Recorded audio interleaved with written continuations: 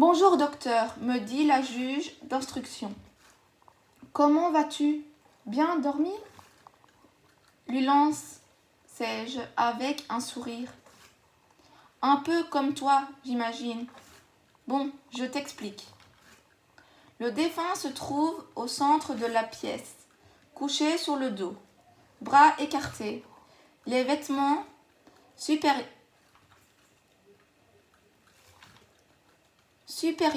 découpés. C'est ainsi que je trouve le corps quasiment chaque fois que les services de secours sont intervenus pour tenter de réanimer le mort qui, malgré leur acharnement, a continué à être mort. Agissant ainsi, ils mettent la scène de crime en l'air, ce qui est regrettable, même s'ils ont parfaitement raison. Personne ne nie qu'il faut avoir tout s'assurer de la survie possible de la victime. La juge me raconte l'histoire, ce qui permet en même temps une mise au point pour tout le monde et de vérifier que rien n'a été oublié. Il y a moins d'un jour maximum et week-end se sont battus pour Maxime et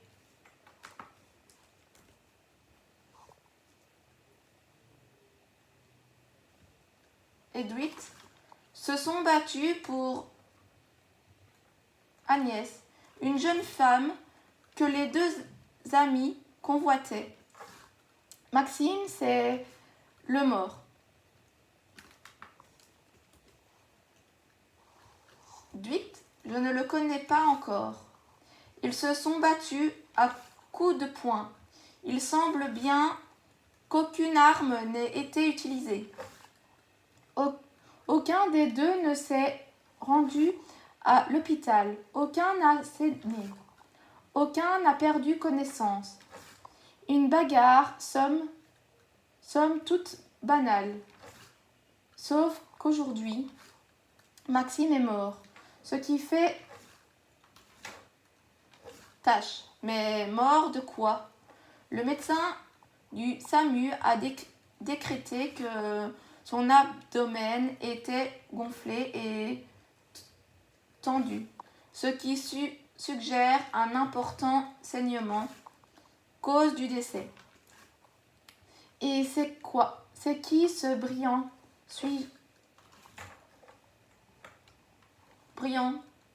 sujet?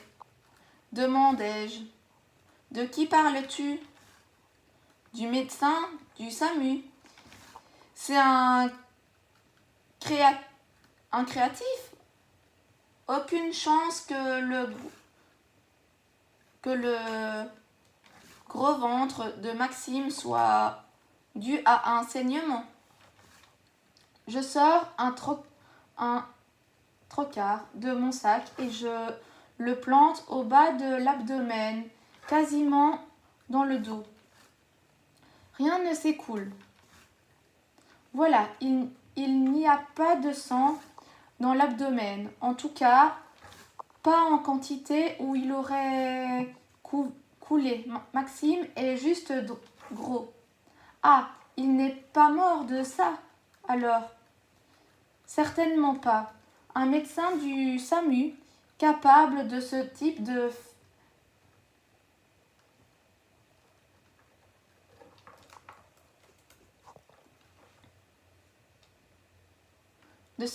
fait, ça fait peur. Par contre, je voudrais savoir si Maxime s'est plein de maux de tête ou s'il a vomi. Aucune idée. Pourquoi?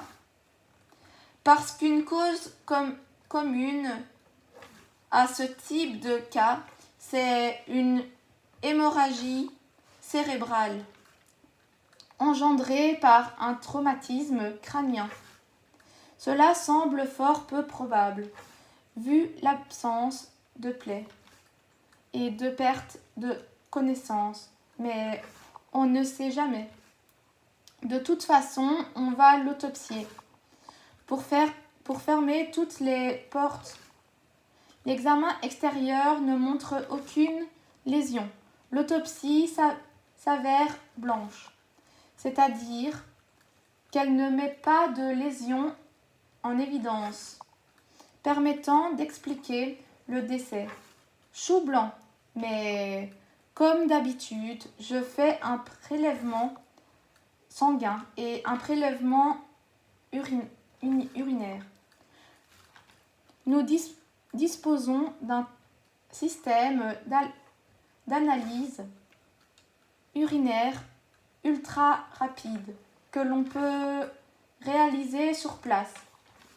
Le test révèle une présence de morphine, de cocaïne, de méthamphétamine. Je fais également analyser des prélèvements du foie, d'un rein et des cheveux, et les résultats s'avèrent édifiants. Maxime était un toxicomane chronique. Nos cheveux poussent en moyenne d'1 centimètre par mois et ils ont notamment la faculté de fixer les substances médicamenteuses et toxiques que nous absorbons. Ainsi, en analysant les cheveux centimètre par centimètre, on peut voir quelle a été sa consommation mois par mois. Les autres prélèvements opérés montrent des doses importantes de ces substances mortelles. Dans le cas de Maxime. Docteur, j'ai un cadavre pour vous. Quelqu'un qui est mort du tétanos. Pardon, du tétanos? Et comment le savez-vous? C'est le médecin intervenu sur place qui l'a diagnostiqué. Ah bon, c'est un médecin du SAMU ou un médecin de garde? Un médecin de garde. Je serais curieux de savoir comment il a posé le diagnostic. Il connaissait le patient. Pas que je sache, c'est un médecin de garde, pas son médecin traitant. Je suis fort étonnée car le tétanos est une maladie infectieuse produite par une bactérie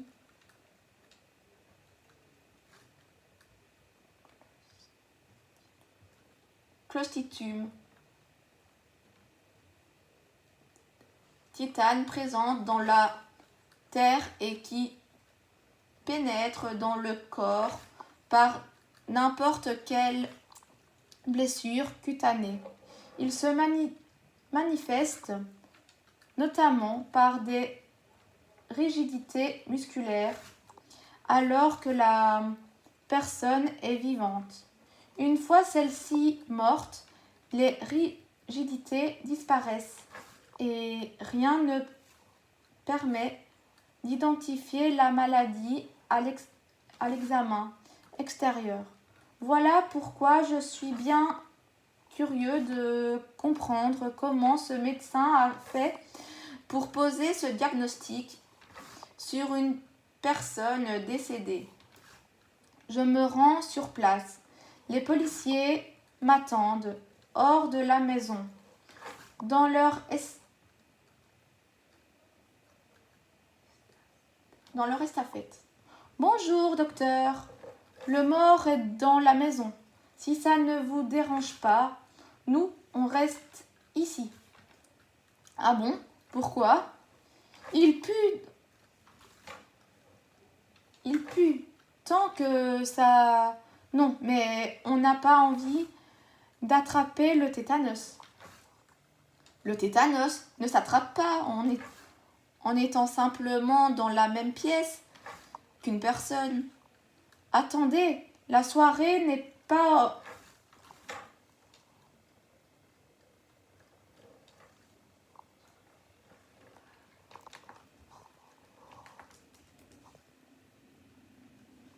Avare en surprise. J'entre dans la maison. Le corps se trouve dans le living, assis dans un fauteuil. Il est raide de cette raideur cadavérique qui envahit le corps en 12 heures et qui demeure durant 24 à 48 heures. Cette rigidité cadavérique est un phénomène tout à fait naturel. C'est cette raideur que le médecin de garde a prise pour la rigidité induite par le tétanos. Il est temps que ce confrère envisage une formation de base en médecine légale. Un corps est repéré flottant sur les eaux de la Meuse. Les pompiers le ramènent à la berge. Au moment où j'arrive sur place, se trouve un policier que je connais bien, un ami René, une figure de la police liégeoise. Le bon sens et l'humour chevillés au corps. Le cadavre est sur la berge. Des voiles de protection ont été placés pour que je puisse l'y examiner sans être vu des passants, ni par René, qui a horreur de ça. Il est déjà bien avancé. L'épiderme se décolle, laissant apparaître le derme, la couche cutanée qui se trouve directement sous l'épiderme. Il est aussi bien gonflé par l'accumulation des gaz de putréfaction. Ceux-ci sont produits par des bactéries présentes dans les intestins pour faciliter la digestion. Après la mort, elles se développent et envahissent tout le corps, produisant les gaz en question. La vision n'est pas banale. Un corps qui n'a presque plus d'épiderme gonfle, comme une baudruche. C'est généralement le cas des noyés, qui ne remontent à la surface que grâce à l'accumulation des gaz de putréfaction. En clair, il est rare que l'on sorte un corps de l'eau qui ne soit pas en voie de putréfaction. Je commence à le déshabiller. D'abord sa veste, qui contient son portefeuille, avec ses papiers d'identité que je remets à René en retirant son t-shirt. Ce qui lui reste d'épiderme vient avec dégageant le derme. Pareil quand je lui ôte son pantalon. Un jean serrant sur ce corps tout gonflé. René, qui a trouvé les papiers d'identité, jette un coup d'œil par-dessus le paravent et j'entends qu'il communique par radio avec la centrale. « Allô, la centrale, c'est René. Dis, j'ai un noyé en bord de Meuse. Je suis avec le docteur. Il y a un problème. Il n'a pas les bons papiers d'identité. Sur les papiers, c'est un noir et celui que le docteur examine, c'est un blanc. René, non, c'est un noir. Tu te fous de moi? Je vois bien qu'il est blanc, ton noir. Oui, mais c'est normal. Il n'y a que l'épiderme qui soit coloré. Le derme ne l'est pas, et ce que tu vois, c'est le derme. Puisque l'épiderme a disparu à cause de la putréfaction. Allô, la centrale? Le blanc sert noir. Docteur, j'ai un mort pour vous.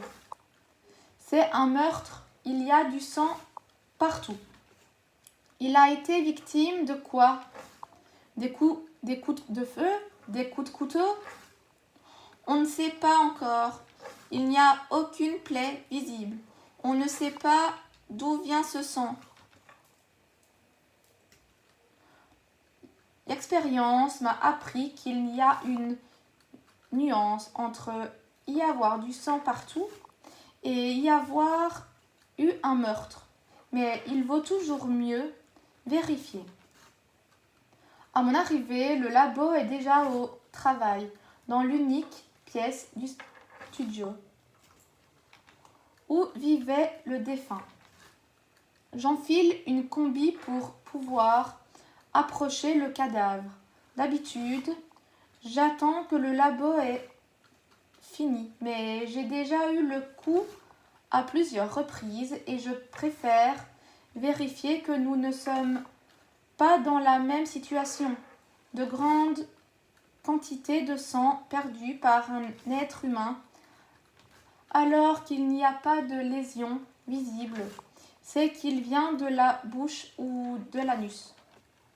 Le corps est couché au sol, sur le ventre. Il n'est vêtu que d'un slip sale, par ailleurs.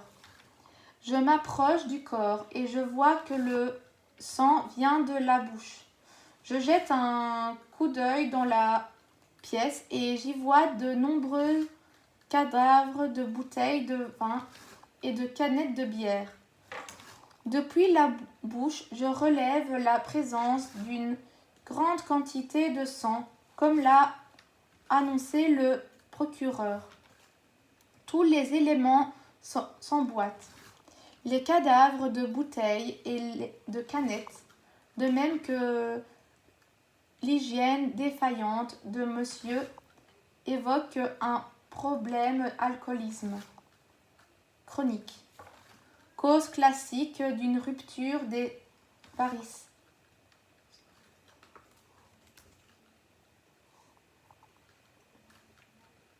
Œsophagiste, les veines du bas œsophage se sont transformées en varices lorsque le sang a été dévié par leur structure en trop grande quantité à cause de la fibrose touchant le foie, appelée cirrhose. Ces varices sont fragiles et lorsqu'elles se rompent, cela crée une hémorragie cataclysmique qui s'échappe par la bouche et cause le décès du patient. En clair, l'alcoolisme de ce monsieur lui a coûté la vie. Sur le temps d'Elfer en Grèce, une inscription a traversé le temps qui dit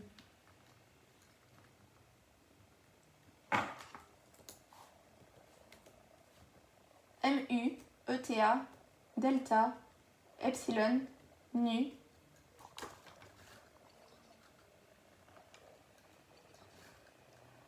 GBAN. Médan aga, ce qui signifie rien de trop. Un peu d'alcool n'est pas grave, mais trop, ça se paie.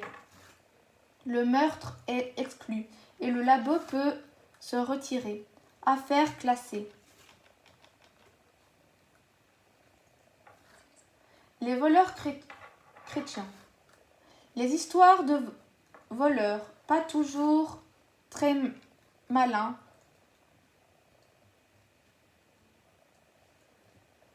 polluants, nous y sommes confrontés non pas en tant que médecin légiste, puisqu'il n'y a pas de cadavre, mais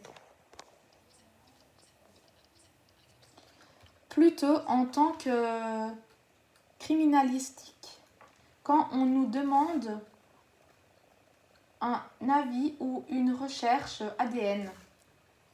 L'affaire Cendrillon. C'est une époque où la technique de l'ADN n'existe pas encore en matière de criminalistique. Un membre du labo me téléphone. Je précise que le membre du labo ne s'appelle alors pas encore technicien de scène de crime, puisque cette appellation ne viendra qu'avec l'ADN et la création du concept de scène de crime. Allô, Philippe, tu peux venir? Je suis sur un vol et j'aimerais ton éclairage. Tu me prends pour une ampoule? Ok, j'arrive. Un voleur s'est introduit dans une maison et le labo est là pour la prise de photos et le relevé d'empreintes digitales, et éventuellement laissées par le voleur. Regarde le tapis, il est repoussé comme si quelqu'un avait glissé dessus. Oui, je vois.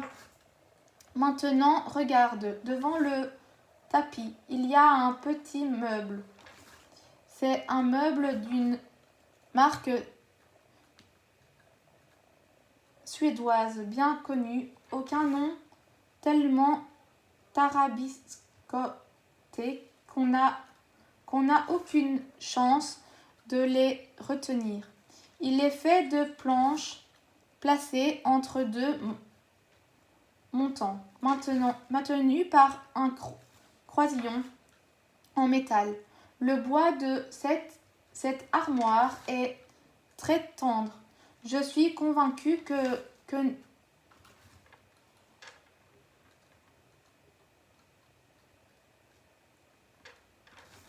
vous voyez bien de quoi je parle.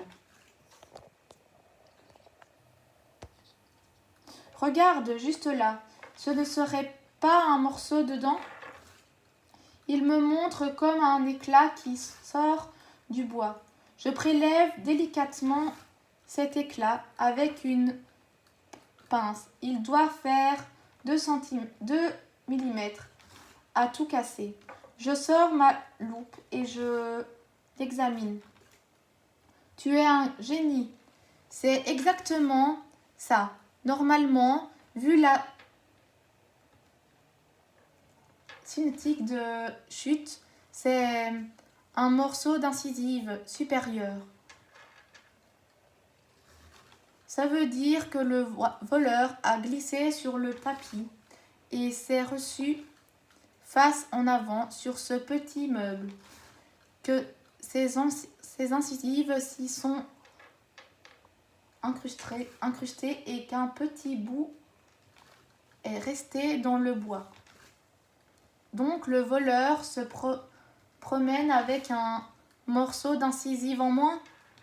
Vu la petite taille, il ne s'en est peut-être même pas rendu compte. Ce dossier prend dès lors le nom de l'affaire Cendrillon.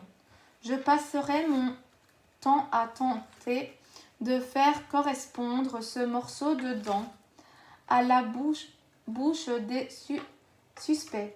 Juste à temps, le bon, il ne s'est pas rendu compte qu'il avait laissé un indice crucial sur les lieux de son méfait.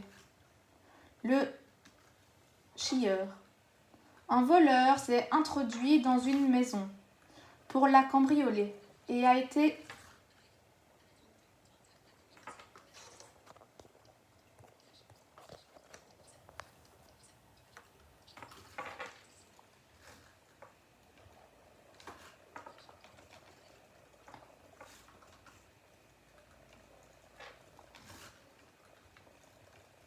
et a été pris d'un besoin pressant.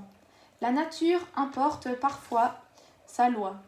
Il interrompt sa fouille de la maison, trouve les toilettes, s'installe sur le